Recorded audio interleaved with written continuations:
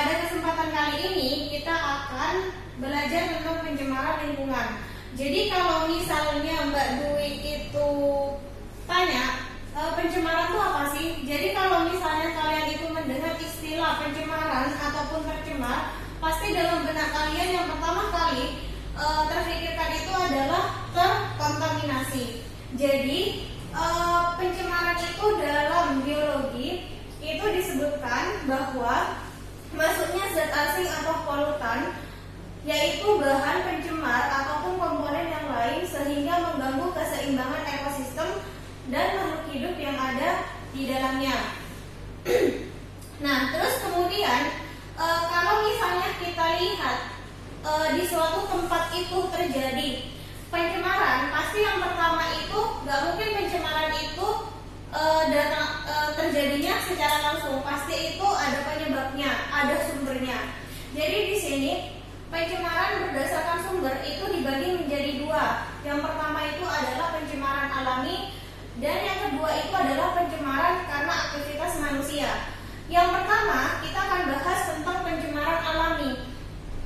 Kalau misalnya pencemaran alami itu biasanya terjadinya itu pencemaran yang diakibatkan karena bencana alam. Jadi pencemaran alami itu adalah pencemaran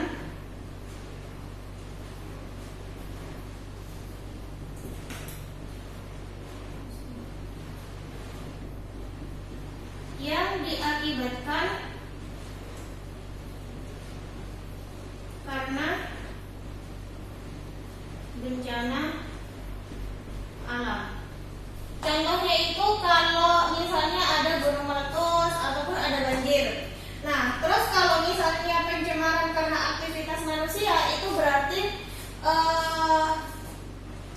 polutannya itu berasal dari aktivitas manusia. Contohnya kalau misalnya kita tahu industri, pasti kalau misalnya yang namanya industri itu hasil akhirnya pasti ada yang namanya limbah. Jadi kalau misalnya limbah itu tidak diolah secara bijak dan langsung dibuang ke lingkungan, pasti itu akan menjadi polutan karena akan mencemari lingkungan yang ada di sekitarnya. Jadi kalau misalnya contoh dari pencemaran karena aktivitas manusia itu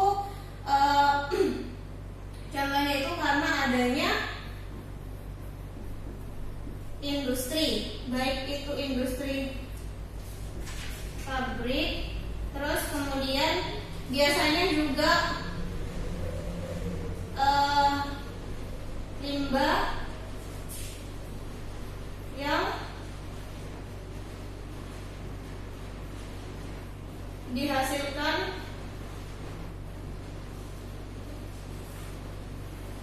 dari rumah tangga. Terus kemudian bisa juga dari pertanian.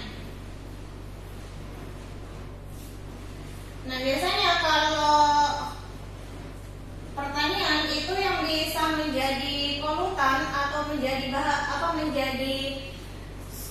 bahan pencemar itu adalah dari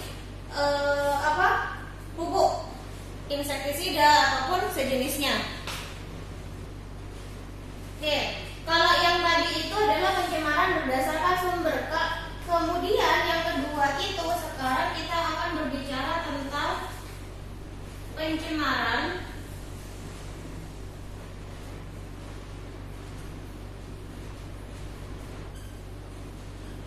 berdasarkan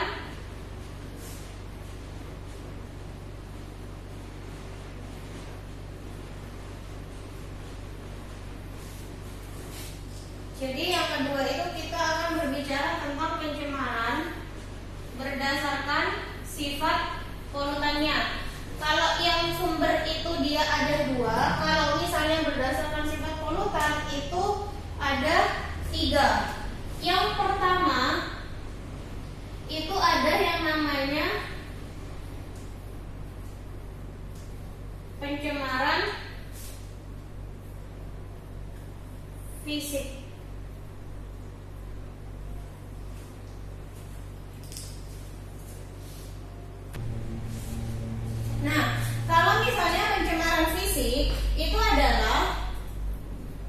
pencemaran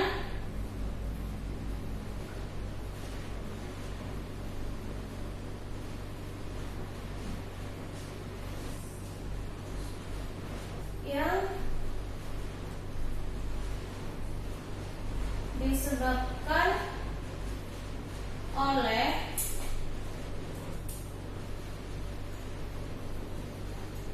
benda padat, gas, dan cair.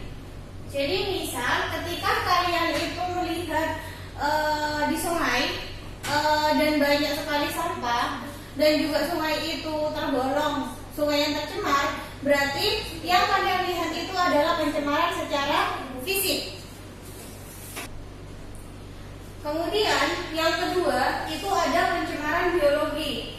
Berarti yang jadi polutan itu di sini adalah mikroorganisme. Jadi bisa diartikan pencemaran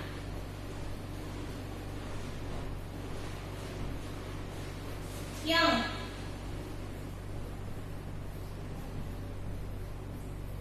disebabkan oleh mikroorganisme. Yang terakhir itu ada pencemaran kimia.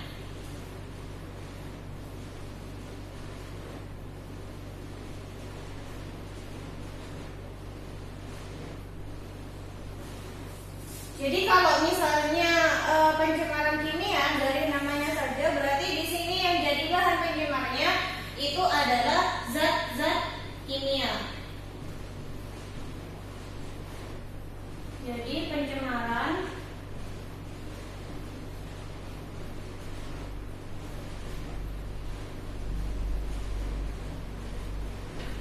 yang disebabkan oleh zat-zat kimia. Nah, biasanya sumber dari pencemaran kimia ini yang paling banyak itu adalah dari pertanian. Terus limbah industri.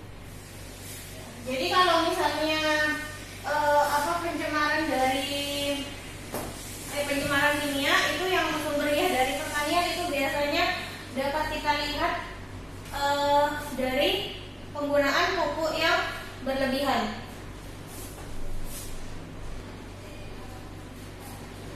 Terus kemudian setelah kita tadi bahas tentang pencemaran berdasarkan sumber dan sifat polutan, itu yang selanjutnya itu adalah pencemaran berdasarkan lingkungan yang terdampak. Maaf.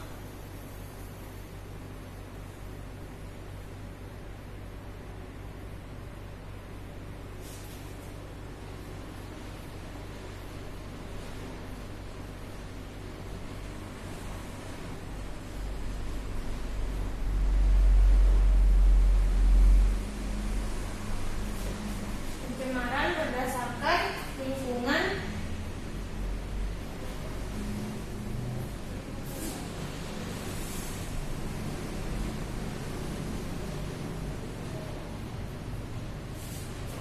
yang terdampak.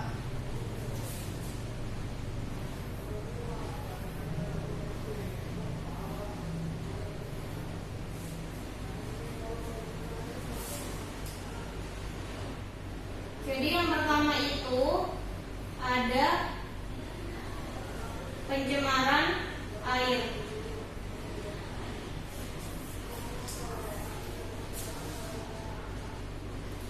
Nah, kemudian kalau misalnya pencemaran air itu berarti masuknya zat polutan ke dalam lingkungan perairan. Biasanya kalau misalnya kita tahu ya sumber polutannya itu biasanya itu dihasilkannya itu dari limbah industri.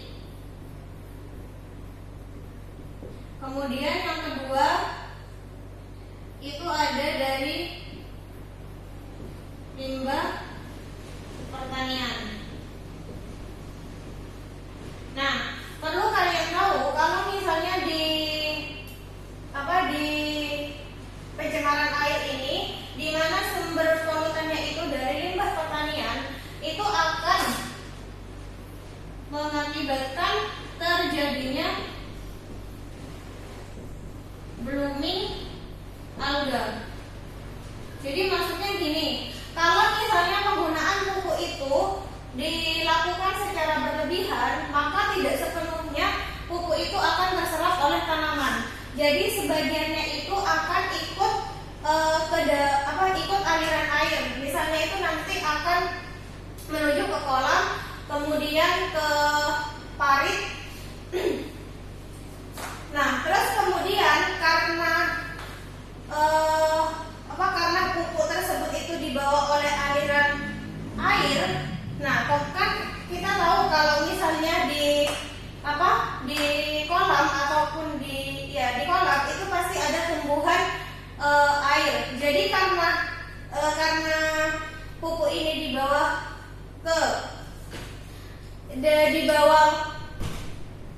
ke dalam kolam, makanya di sana pasti akan terjadi penimbunan nutrisi. Nah, nutrisi ini nantinya itu akan digunakan oleh alga ataupun oleh tanaman air yang lainnya itu untuk berfotosintesis. Karena penimbunan tersebut, maka dari itu alga akan tumbuh secara pesat, yang disebut dengan istilah blooming alga atau pembeludakan tumbuhan alga karena penimbunan nutrisi yang berlebihan yang berasal dari pupuk pertanian. Terus kemudian yang ketiga itu biasanya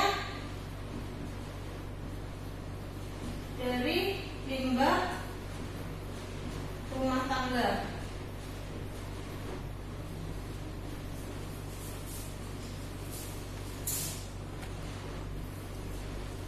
Nah, terus kemudian yang selanjutnya itu yang masuk dari bahan polutan yang menjadi pencemaran airnya itu juga sumbernya itu, kalau misalnya di lautan itu bahan pencemarnya itu bisa terjadi dari tumpahan minyak. Terus kemudian yang kedua itu ada pencemaran tanah.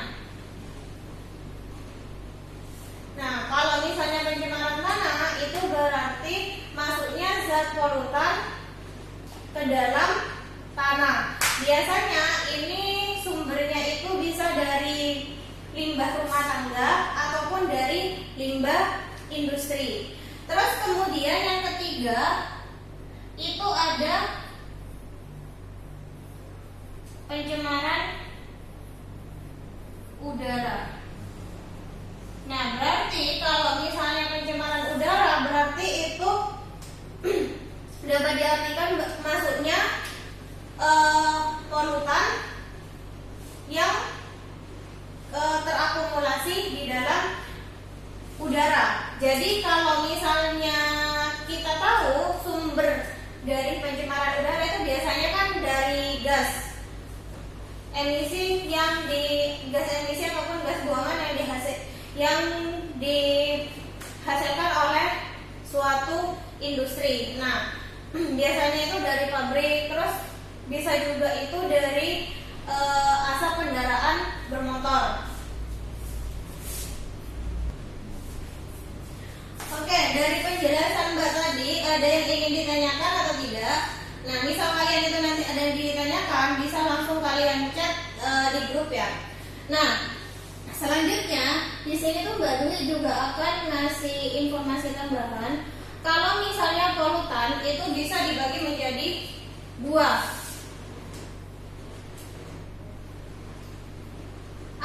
yang biodegradable. Terus yang kedua ada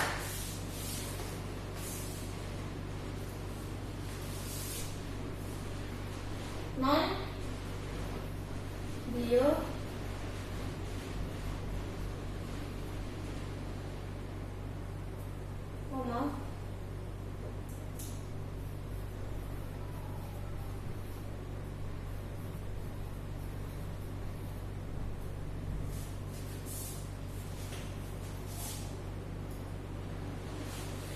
Nah, kalau misalnya polutan itu bersifat biodegradable, itu berarti polutan tersebut bisa diuraikan melalui proses biologi.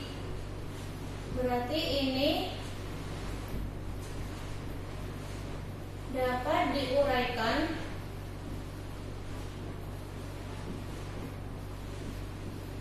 melalui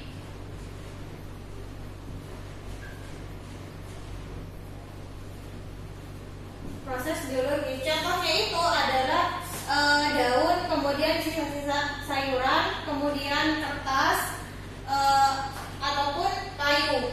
Nah, kalau yang kebalikannya yaitu non biodegradable, itu berarti tidak dapat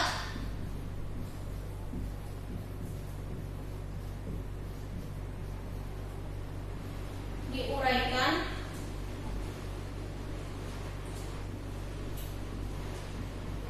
melalui proses biologi. Contohnya apa? Contohnya itu plastik. Jadi kalau misalnya plastik itu proses degradasinya itu membutuhkan waktu yang sangat lama. Terus kemudian yang selanjutnya itu adalah kita berbicara tentang dampak.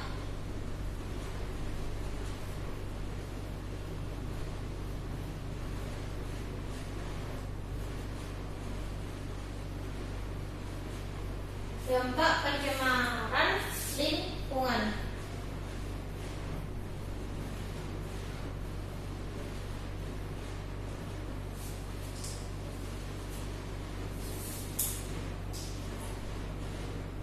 Yang pertama itu dampak dari pencemaran lingkungan itu adalah banyaknya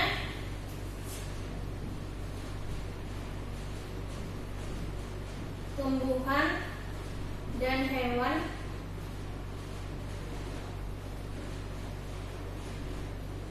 yang mati. Kemudian yang kedua itu bisa terjadinya hujan asam.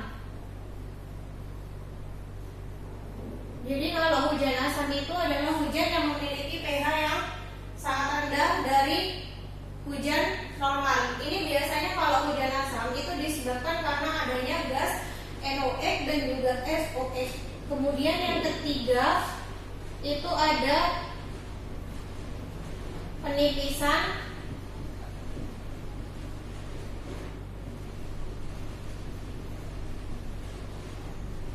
lapisan ozon.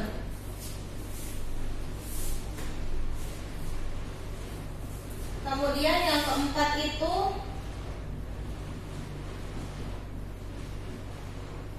bisa terjadinya efek rumah kaca. Nah, ini adalah beberapa dampak dari pencemaran lingkungan. Nah, supaya kalian itu juga bisa paham tentang materi yang Mbak Dwi tadi sampaikan, coba kita sekarang akan mengerjakan kaji latih halaman 13. Yang nomor 1 itu ada pertanyaan, suatu zat yang menyebabkan pencemaran disebut yang A polusi, B sampah, yang C polutan, atau yang D limbah. Jadi itu jawabannya itu adalah C, polutan. Jadi kalau misalnya sesuatu yang menyebabkan polusi itu berarti zatnya itu disebut dengan polutan atau bahan cemar.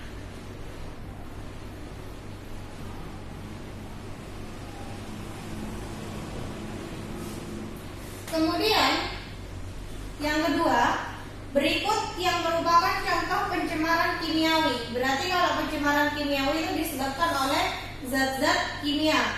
Yang pertama itu yang A, maksudnya itu ada pencemaran yang disebabkan oleh logam berat. Kemudian yang B, pencemaran yang disebabkan oleh bakteri. Kalau misalnya bakteri itu karena dia tergolong mikroorganisme, berarti pencemarannya itu disebut dengan pencemaran biologi. Kemudian yang C, pencemaran yang disebabkan karena tumpukan sampah plastik. Berarti kalau sampah plastik dia kan tergolong benda padat, berarti pencemarannya secara fisik. Pencemaran yang disebabkan oleh dedaunan yang rontok itu juga masuk di pencemaran fisik. Berarti yang kimia itu adalah yang A. Pencemaran yang disebabkan oleh logam berat. Kemudian yang ketiga itu pencemaran yang disebabkan oleh bakteri E. coli. Berarti karena disebabkan oleh mikroorganisme, berarti dia tergolong pencemaran secara biologis. Berarti jawabannya itu C. Kemudian yang nomor 4, peristiwa masuknya zat atau komponen lainnya ke dalam lingkungan perairan sehingga mutu air terganggu disebut. Ingat, karena di sini masuknya ke lingkungan perairan berarti masuk di pencemaran air. Berarti nomor 4 itu jawabannya A. Kemudian yang nomor 6 itu ada pertanyaan, tragedi Minamata di Jepang menyebabkan banyak penduduk mengalami gangguan syaraf dan banyak bayi yang terlahir cacat atau mengalami gangguan mental. Hal tersebut diakibatkan karena mereka mengkonsumsi ikan dari perairan yang tercemar logam berat jenis merkuri. Itu tragedi Minamata itu disebabkan karena ada suatu perusahaan yang membuang limbahnya ke salah satu sungai, di mana salah satu limbahnya tersebut itu mengandung merkuri. Jadi karena sungai tersebut itu merupakan sungai yang banyak digunakan oleh masyarakat Minamata untuk aktivitas sehari-harinya,